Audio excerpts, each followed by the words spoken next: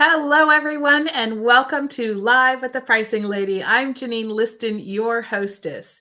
This show is all about helping you build a more sustainably profitable business.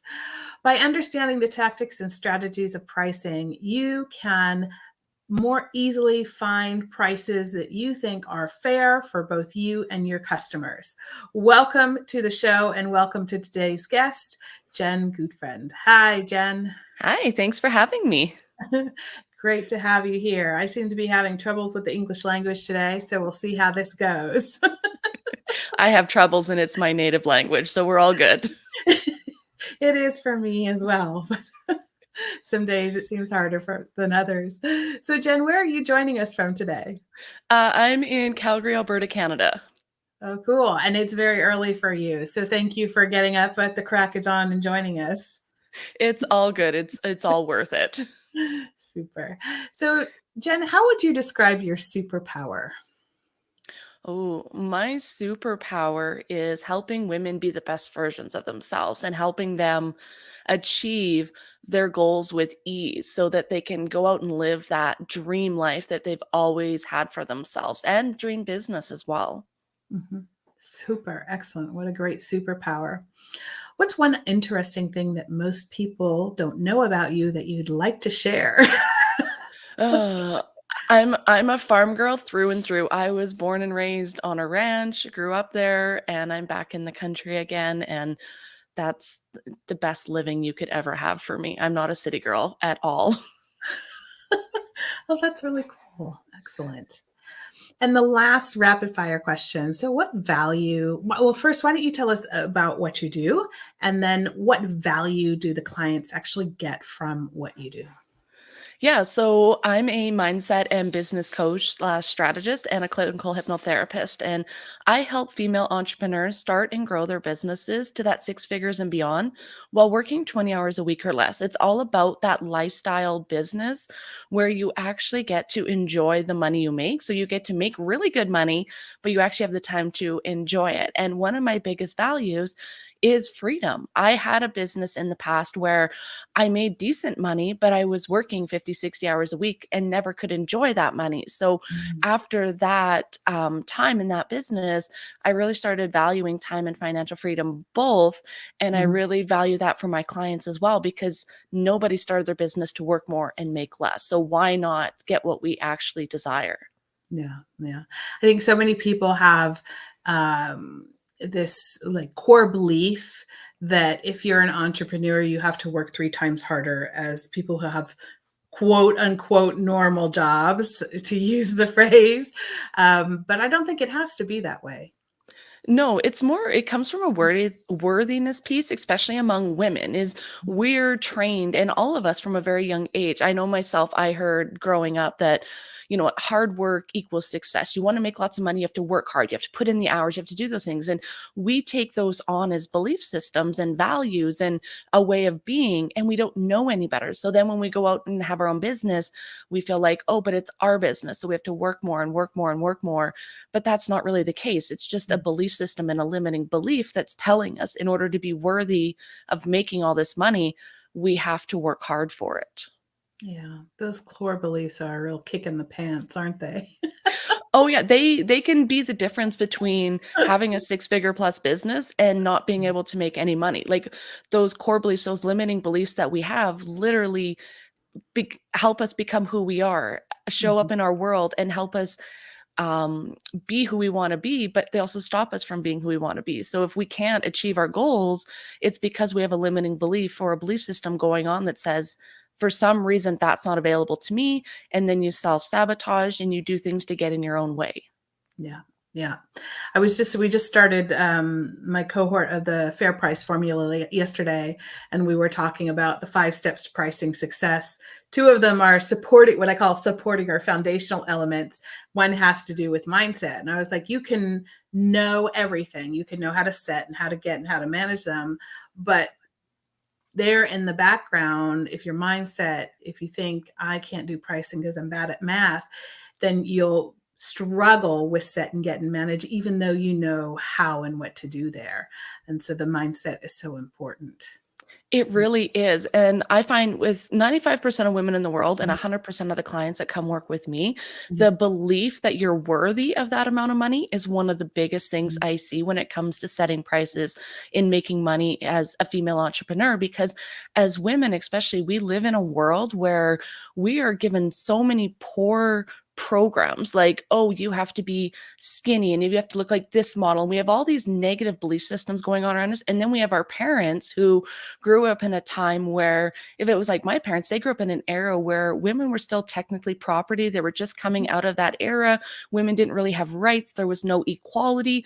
So we have that then being passed down through the generations just by the way our parents act. And like my mom was a stay-at-home mom, and in her mind, I should have been a stay-at-home mom. I should have just been focusing on finding a husband and raising babies and taking care of my husband. And why are you even worrying about a career or going to school or having a business? So we have those programs sometimes on purpose, and sometimes we don't even know they're there, that Right. tell us, well, you're not worthy of lots of money. And as long as we have that belief system, I had it, we don't allow ourselves to charge good amounts of money. We don't allow ourselves to Mm, receive good amounts of money. And we make it really hard to even increase our prices because it's like, well, I'm a woman who's going to pay that, or I'm just yeah, this woman. Why would someone pay me for my services?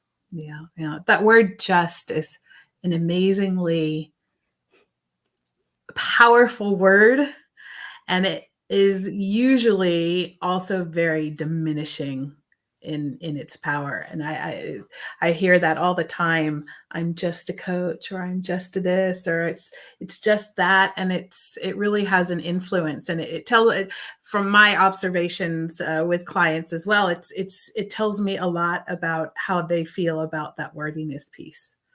It does. As soon as someone adds that just piece into a sentence, they're diminishing themselves. They're pulling Mhm, themselves back. They're playing small. mhm, And it's even a notice of people like, notice, are you saying, oh, but just, or, oh, I can't, or I'm only? Like those are indicators that you have a limiting belief that's telling right. you that this is going to affect you, because as long as you have them, you're Mhm, never going to allow yourself to charge good amounts of money, mhm, receive large amounts of money, because it's not always the charging. But mhm. as women, we have a big block around receiving, most women, because we're always told we're the givers. We're Right. supposed to be giving and giving and giving. We're not supposed to be receiving. Like if you can't receive gifts or even receive a compliment, how do you expect to receive large amounts of money in your business? Yeah, amongst my friends sometimes I'm I gained a reputation, like we'll be in a group and one person will say something nice to the other one and they'll be like, "Oh, well, I just did da da da da da da da." And I'm the one who's like, "Excuse me, you should just say thank you." Exactly. Thank you. I appreciate Thank that. And you. just, yeah, don't have to reciprocate it. You don't have to explain it. Oh, No. well, this old thing. Like, as women, we're just so bad at it. And Right. the better you get at receiving a compliment or receiving anything, the better you get at receiving money, because how you do one thing is how you do everything. And these limiting beliefs tie to all areas of your life. So really pay attention to how you're acting around friends and other areas of your life, because it's a big indicator how you're going to act in your business. Yeah, that's very true. So, Jen, I'd like to go back to the beginning when you first started your business. What led to that for you? So I'd had a business in the past, and in because of all my limiting beliefs, I had ultimately led to burnout, like full on health crisis. I couldn't function anymore. I had to close down my business and Mhm, walk away. But I'm a very motivated, very driven woman. So I knew that there was a reason behind this. And I was going to get to the bottom of why this happened no matter mhm, what. So that got me into personal development, which wasn't something I was really familiar with back in the time. This is about 10 years ago now. And so I kind of dove into personal development, started really digging into different books, working with coaches. And that's when I discovered this mindset piece and mhm, how important our mindset was. And that's when I discovered that I didn't feel worthy at all of anything, any good things in my life. I'd created a limiting belief at only 2 days of age that told me, "You're not good enough, you're not worthy enough of good things in your life." And I Mhm. just accepted whatever was given to me. It's like, "Oh, well, I'm not deserving of good things, so I guess I'll just take this." And that kept showing up in my life along with those money blocks around you have to work hard for money. That's why I was working the 50, 60 hour weeks. At first, business was easy, and my mind goes, "Oh, but it's not allowed to be easy." So it's like you have to make it harder so that you're worthy of and deserving of Mhm. it.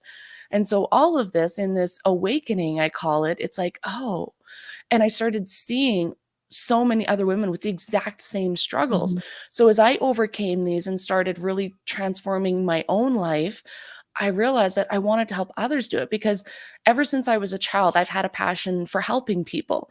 But a Mhm. farm kid in rural, mountain country, there wasn't many psychologists, there wasn't that Right. type of role model, so I didn't even know as a child that I could actually make a living helping people, and this was Mhm. way pre-internet era, so it Mhm. wasn't really a possibility back then. But then all of a sudden, the internet age is here and online businesses, and I'm thinking, I can actually make a living helping people, like, making a difference in this world, and people are gonna pay Oh, me for that? I'm like, "Oh my god, this is the best thing ever," and I literally just wanted to share my knowledge, and if I yeah. got paid to do it, even better. So I started it as a Mhm. side hustle while I was working a full-time job, Mhm. and I just seen what an epidemic it was, that I wasn't the only woman struggling Mhm. with this, and pretty soon, success, because I'd worked through all the limiting beliefs and done the mindset work, it got to be easy this time around. I got to Mhm. allow myself to let success be easy, making money be easy, Mhm. and sharing my knowledge, and it just was a completely different experience the second time Wow. around. Amazing. Amazing. So, one of the questions I like to ask people on the show is that first time that you sat down in your business and you had to set a price. What was that like for you? Oh, it was still nerve-wracking because even though I'd done the mindset work, there was still we always have different layers to our mindset beliefs, so there's still other Mhm. things going, "Well, will people pay me to help?" And this was early in the online coaching industry. I've been in this business for a while, and it was still like, "Okay, well, what will people pay? Will they pay this amount of money?" But I don't wanna undercharge myself. Like, I wanna at least make what I made in my corporate. Otherwise, what am I doing? And, Right. well, what do I think is valuable? So it was like this constant back and forth. It was like this internal Mhm. mind chatter going on, going, "What do I do? What do I do?" And then it was just kinda I started off going, "Okay, what would I like to make per hour? What do I think is a reasonable amount? How Mhm. many hours in my coaching per month do I think I'm gonna work with this person?" And then Mhm. I just kind of use that to go, "Okay, this is what I'd like to charge. This is how many hours I think, so this is my monthly package." Mhm. And I just knew that this was just a starting point. I could Right. always increase, and I always said that, "Okay, every few customers, as I'm building my experience and getting better, Mhm. I'm just gonna increase my price." And that's what I did, is every Mhm. few customers, I did that. It's like, "Oh, my clients are getting results, they're happy with it, so I'm gonna increase with the next customer." And every Right. couple throughout my journey, I just kept increasing a little bit, a little bit, a little bit, till I got to a price where I was really happy with what I was Mhm. charging. Mhm. I think a lot of people think you can't do that. Yeah, and I understand that. They think Right? and I did, in a way too. I'm like, "Well, what do I do then? Like, how do I charge this person this much, but then the next person the next much?" But the thing is there could be months between this person and that person, and I'm so much more knowledgeable and I've got more Mhm. results because it's not just about our knowledge base, but we've got those testimonials now. We've gotten results for our clients, and that makes us more valuable. Plus, most of the time, we start lower than we really should as Mhm. women charging. So we really need to be moving it up to get to even an industry standard because I know and I didn't want to charge too low because I knew from my years in corporate and from being an entrepreneur before that Mhm. people don't value cheap.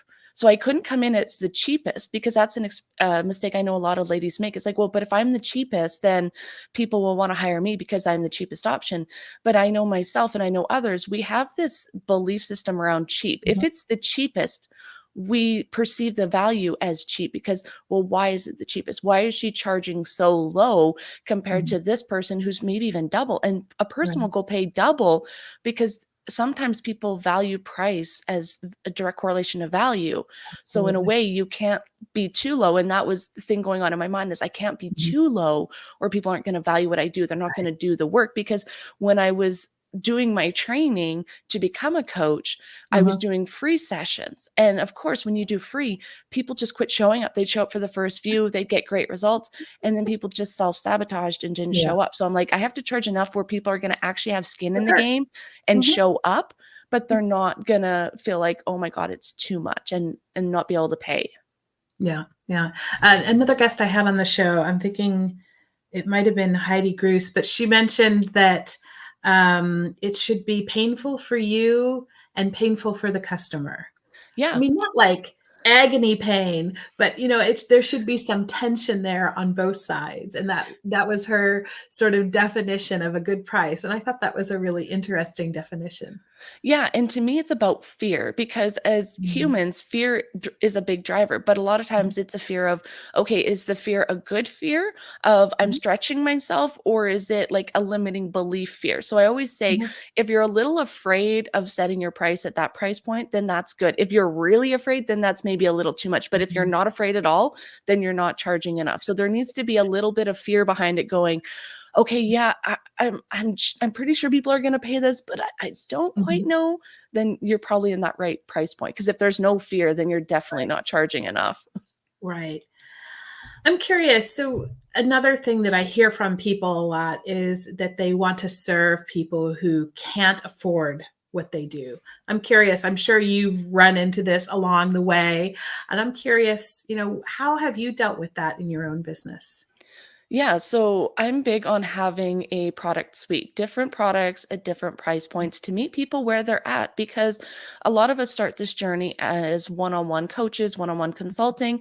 Not everybody can afford a one on one price. And I tell people from day one, have different alternatives, have other options. So I have programs from $11 to private coaching up into the 5 and 6 figures, Mhm. depending on where people are at. So I can meet them. So maybe somebody can't join my one-on-one coaching, they can't afford it, but they can afford my group coaching, which is under $1,000, which is going to give them all the tools they need to be Yeah. getting to that 6 figures and beyond. So then if they want to come work with me one-on-one, they then Mhm. have the money to be able to work with me. So we got to have different entry levels to meet people where they're at, because it's either they don't have the money or they don't have the trust in us yet. They need those Right. lower price points to build that trust. Plus, if you want to do to help people, like every once in a while, I do scholarships. So if Mhm. there's someone that I really like their energy and I know they're going to really benefit from my work, I can give them a scholarship and say, okay, it's only going to be half the price because I see you're going to really benefit from this. I know you're going to do the work. Mhm. You still got to put some skin in the game, but I'm going to do it at a better price for you. Right, right. I love that. I love that. Yeah, I think I talk about like having these different offers as being able to navigate the conversation as well. When you have offers at different value and price points, then when someone says, "Oh, that's too expensive," you actually have a really lovely way to navigate that conversation without Exactly. going on the defensive, right? And I think that that's a lovely tool to have in your kit. Yeah, because price can't be an issue. And it's not just, I know some people use it as an excuse to get out of things, but sometimes it's genuinely an issue. And whether it's an actual issue or people just using it as an excuse, you can then go, oh, well, if that's too much, I also have XYZ program, which I know will fit you. It's at this price point. And then that gets you into that conversation and you know right away, is it really a pricing issue? Or is it Right, a something that they're not valuing with you? Is it maybe that it's not the right fit between you? It right. allows you that opportunity to further that sales conversation to see what Mhm. is the real issue. And for coaches like myself out there, it gives you that opportunity to maybe do a little bit of coaching to help people. If there is just a resistance or a limiting belief, you can help coach them through it and see that, yeah, this is really going to help them and help them get the help that they truly need in their business or life or whatever it is you're helping them with. Yeah, yeah, that's absolutely true. Now, when it comes to pricing and mindset, I'm curious, what tips or strategies do you have, or that you could share with us about, some of those mindset blocks that get in the way of pricing and what people can do about that or Yeah, with. so There's many of them, and the biggest thing is things Mhm, like money blocks, self-worth are the 2 big ones. mhm, Who am I? The imposter syndrome is another big one I see as well. mhm, Who am I? That person's got 20 years of experience. They've got a degree. It's like, yeah, but they don't have your life experience. You're mm, doing this because you learned something and you overcame something and you did it in a way that worked. right, So it's probably going to help somebody else. So mhm, the big thing is listening to that internal voice, because a lot of times it's been so negative for so long, we've just kind of tuned it out, or mhm, we listen to it but we don't notice we're listening to it. So I always tell women, really start paying attention to that inner voice. That what's that negative inner chatter going on in your mind, because that's a window into your limiting beliefs. So if you're always saying things to yourself like, oh, who am I to be charging this, who am I to be teaching this, who am I to be, helping these people and making this kind of money, that's probably an indicator that you have a imposter syndrome limiting belief. Or, oh, well, this is too easy, money can't be this easy. That's a sign you have a money block. So by listening to that inner critic and even asking questions like, oh, well, why can't I, why am I not allowed to make this kind of money, what's stopping me? And then you start hearing things like, oh, well, you're only a girl and blah blah, because like things like that came up for me. Oh, you're only a girl, you're not supposed to be focusing on your career. And it mm, starts giving you that window into your soul. mhm, And then the best thing is to then get help, because mindset's a really tricky thing and it can be a really hard thing to overcome. And I mm, know from personal experiences, try and then get the support to work through these things, to mhm, get the tools, because when you struggle with something, we tend to give up, because when things get really hard for too long, we just feel like, oh, this is not going to get better. Why even keep fighting? And we give up. Whereas if you just got a little bit of support to right, help work through these things, to overcome these things, then you can then just get on with it. Like that's the thing mhm, with mindset. Once you overcome it and work through these blocks, they generally don't come around again. They may show up in a mhm, different way mhm, later on, but they're going to be gone. And that's the thing with the difference between people who are not successful in business and mhm, multimillionaires. Is multimillionaires mindset is a core part of their business. They right, just know, like they can easily identify, oh, something's happening, a limiting belief's getting in my way, something's going on here. They get the help, they remove it, and then they just keep hitting that next level, because we all have what we mhm, call glass ceilings. There are right, amounts of money that we currently believe we're worthy of receiving, or mhm, that we can allow into our reality. So maybe for one person, that first one is $100,000. They get mhm, to that $100,000 and then they start hitting resistance. They start self sabotaging. Things become harder. They're running into this resistance. And some people go, oh, I'm just like myself. I'm not working hard enough. I need to do this. But if you know it's just a mindset issue, you go in, you do the work with somebody, you help uncover, well, what is that mindset issue? You mhm, remove it, you work through it, and then all of a sudden you're on your way to 150, 200,000, that next glass ceiling. And these just keep showing up in your business, and it's just a matter of recognizing and knowing right away, oh, I've mhm, just hit a upper limit, a glass ceiling, working through it and then getting to the next one. right, Whereas if you don't understand that, you just keep hitting it and hitting it and hitting it, and then sometimes we just give up, or we think, oh, well, this is all we can have, this is all we make in our business. mhm, mhm. Oh, that's great. It's funny that you mentioned the inner critic. So I don't know if you know Tara Moore and her book Playing Big. Have you ever heard No, of I her? haven't. It's one of my favorite books of all times.